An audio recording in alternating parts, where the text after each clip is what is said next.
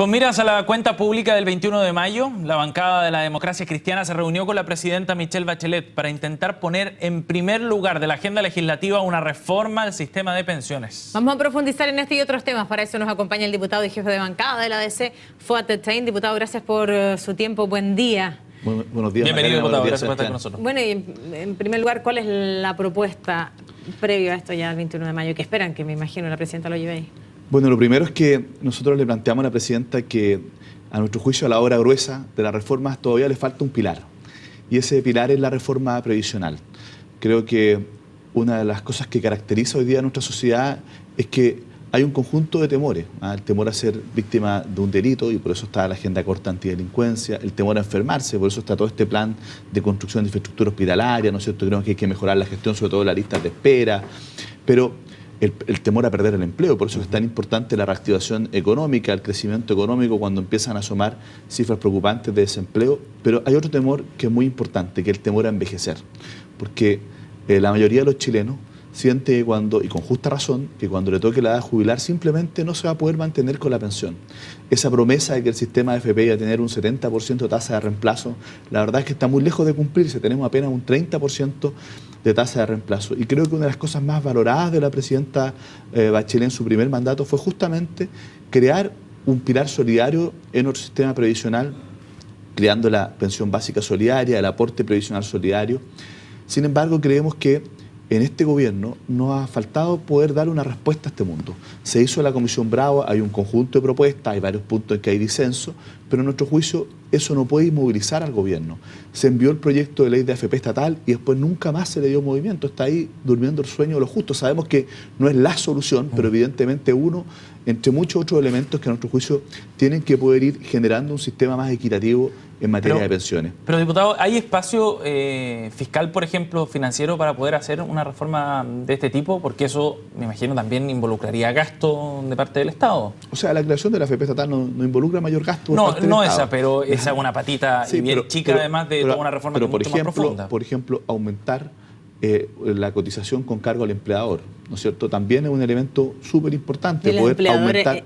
Cuando usted habla de la reactivación económica, aquellos que son los que dan empleo mayoritariamente en este país, ¿están dispuestos a eso? Tú lo vas haciendo gradualmente, ¿no es cierto? Y además, otra posibilidad, poder ir aumentando los topes. Otra opción que hemos planteado nosotros, poder revisar la tabla de mortalidad para poder asociarla más bien a la que está en el INE, que la que hoy día se establece por la superintendencia, que también tiene un efecto en las pensiones. O sea, hay un conjunto de propuestas, son 31 propuestas que le entregamos ayer, unas evidentemente que requieren un esfuerzo mayor desde el punto de vista fiscal, y también hay que ver la distribución del esfuerzo fiscal. Para ponerte un ejemplo, lo que gasta nuestro país en financiar todo el pilar solidario es un 0,7% del PIB.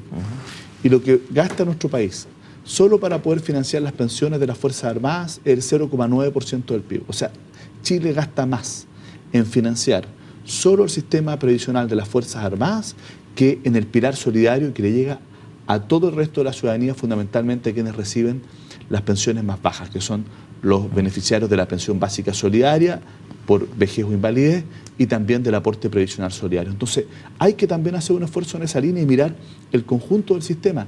Y lo que estamos haciendo hoy día es más bien tratando de tapar el sol con un dedo. ¿Por qué? Porque todos los años discutimos 2, 3 o 4 proyectos de incentivo a retiro para el sector público, para el mundo municipal, para la atención primaria, para los profesores, para los funcionarios públicos. ¿Por qué? Porque simplemente las pensiones que hoy día a las que pueden optar simplemente no lo hacen atractivo para poder jubilar, y lo que hacen se queda hasta el último momento, y tenemos que estar permanentemente además subsidiando esto con leyes de incentivo a retiro. Entonces estamos generando además ahí un nuevo sistema provisional, un estatuto distinto para este tipo de funcionarios, pero que no son funcionarios públicos. La verdad es que no pueden optar a estas leyes especiales y simplemente tienen que quedarse con pensiones que son simplemente indignas. Y eso también repercute en el largo plazo en la cohesión social, en las condiciones para el crecimiento económico, y a nuestro juicio hay que abordarlo. Nosotros no creemos que este proyecto, esta reforma pueda quedar totalmente resuelta en el actual gobierno, pero es de los proyectos que hemos llamado de empalme, que tenemos que partir discutiendo y que podrá continuar el próximo gobierno, pero creo que pasar a esta materia es muy difícil. ¿Hay voluntad de parte del gobierno? ¿Qué le dijo la presidenta al respecto? Porque, como usted decía, ya se había dado por cerrado el trabajo de la obra gruesa de esta nueva casa. La presidenta lo que nos dijo es que ella tiene plena conciencia de esto, nos dijo con estas palabras, que para ella es muy doloroso esto y que evidentemente que hay restricciones económicas. Nosotros también, yo personalmente me reuní con el ministro Valdés para poder tratar la materia y están estudiando efectivamente un paquete de medidas. Nosotros esperamos algunos anuncios el próximo 21 de mayo, eso fue lo que le dijimos a la presidenta. ¿En qué línea irían los anuncios respecto a materia económica? En materia previsional, por lo menos, de partida le pedimos que le ponga urgencia al tema de la AFP estatal, ¿ya? Que creo que es una señal y que es un elemento que está ahí, que el gobierno tomó la decisión en su momento de enviar ese proyecto y creo que es inexplicable que haya quedado abandonado a su suerte. Poder efectivamente revisar el tema de las tablas de mortalidad, ¿no es cierto?, que permitan efectivamente para cierto tipo de pensiones mejorar las posibilidades digamos, el monto de la pensión. Por lo tanto, ahí hay un par de líneas que se podrían explorar y poder comenzar, ¿no es cierto?, con una propuesta de gradualidad en materia de aumento de la cotización con cargo al empleador, insisto, ¿no es cierto?, para no afectar el tema de los trabajadores. Otra cosa, mira, hoy día en el paquete de medidas para poder mejorar la productividad, el propio gobierno está proponiendo que las administradoras de fondos de pensiones puedan invertir directamente, por ejemplo, en obras de infraestructura. Entonces, por eso es tan importante también contar con una AFP estatal, sí, ¿no es cierto? Justamente para que no solo sea el sector privado, sino que también sea efectivamente el Estado con los recursos de los cotizantes que pueda invertir directamente en obras de infraestructura y que lo que aquello genere vaya directamente para mejorar los recursos de los trabajadores y no para el lucro de los dueños de la AFP. Me sigue dando vuelta aquella propuesta, y sabemos que es una propuesta muy incipiente porque aún no es ni tema para el Ejecutivo todavía, ¿cierto?, poder avanzar en una reforma estructural en las pensiones, pero usted habla del cargo con cargo a los empleadores. Si bien usted ha dicho que es algo gradual, hoy día en las condiciones económicas lo que urge es reactivar la economía, atraer inversión y que se siga generando empleo para no avanzar en una cifra que ya entregaba alguna alerta respecto a lo que podría venir los próximos meses. Por lo tanto, es el momento de plantearle a aquellos que dan empleo que podrían cargarle la mano en materia provisional a sus pues estamos hablando de cifras que son bastante menores desde el punto de vista del costo para el empleador, pero que en el largo plazo pueden generar un importante beneficio efectivamente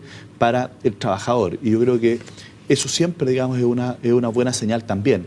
Por lo tanto, desde el punto de vista del costo es bastante marginal para el empleador, pero como te digo, puede en el largo plazo generar un importante beneficio a la hora de obtener las pensiones.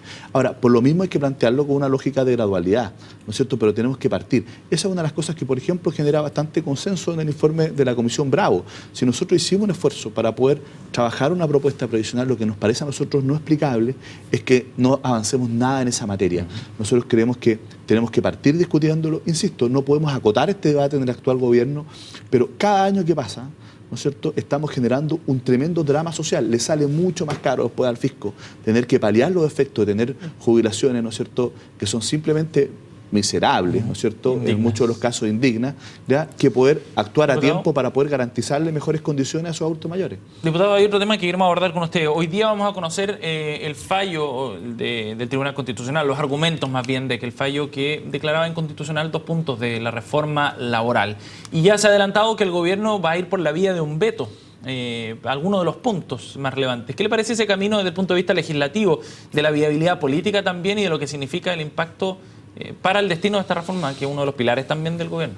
Mira, a mí me parece que haber hecho un veto, como se planteó en un principio, ¿no es cierto?, mucho más amplio y que este fuera la vía, era bien complejo porque es difícil realizar un veto, un proyecto, en función de un fallo cuyos fundamentos desconocemos hasta la fecha, ¿no es cierto?, hasta hoy día. Claro, lo conoceremos recién. Lo vamos a conocer unas horas más. Entonces, y el día sábado, ¿no es cierto?, vencía el plazo para poder formular el veto. Por lo tanto, vetar a ciegas de manera amplia a nosotros nos parecía que no era responsable y así también le pareció al conjunto del gobierno y tomó una decisión que a nosotros nos parece que es bastante sana, hacer un veto acotado, ¿no es cierto?, que lo que busca es reequilibrar esta reforma. Recordemos que esta reforma también es fruto de acuerdos políticos dentro de la propia nueva mayoría, ¿no es cierto?, y por lo tanto hacer un veto acotado, supresivo respecto de algunos pactos de adaptabilidad y respecto al tema de los ¿Es necesario ese reequilibrio? A mí me parece que es fundamental ese reequilibrio, porque eso te permite generar las condiciones para darle viabilidad política también a la ley corta, ¿no es cierto? Además, era muy importante el tema de los quórum para negociar, porque si no tú generas un desequilibrio en menoscabo, digamos, de la negociación a través del sindicato versus la de los grupos negociadores al desaparecer efectivamente la titularidad sindical. Y por otro lado, creo que tener una ley corta que busque resolver estos problemas, reequilibrar el proyecto, es el mejor camino porque hay tiempo para eso. Recordemos que esta reforma previsional, además de que se suspende la promulgación de la ley, ¿no es cierto?, y su publicación por el tiempo que dure la tramitación del veto, ahí va a haber un tiempo razonable, además tiene un plazo de vacancia legal de 6 meses y por lo tanto eso nos da un espacio legislativo para poder discutir, primero conociendo los fundamentos del fallo del Tribunal Constitucional, un proyecto de ley que tenga una tramitación tranquila, ¿no es cierto?, en el Congreso, sin presiones, sin apuros, que lo que busca es volver a situar la reforma laboral en los objetivos originales, volver a equilibrarla, y a mí me parece que ese es un buen camino y nosotros lo vamos a respaldar. Bueno, vamos a ver entonces, bueno, en primer lugar, por lo pronto, conocer los argumentos que vaya a entregar el Tribunal Constitucional. Gracias por acompañarnos, diputado. Muchas gracias a ustedes. Que estén Gracias, bien. diputado. 8:26 ya. Así es, 8:26 y nos vamos a la pausa. Aquí en Mañana en Directo volvemos de inmediato con más noticias, no se vayan.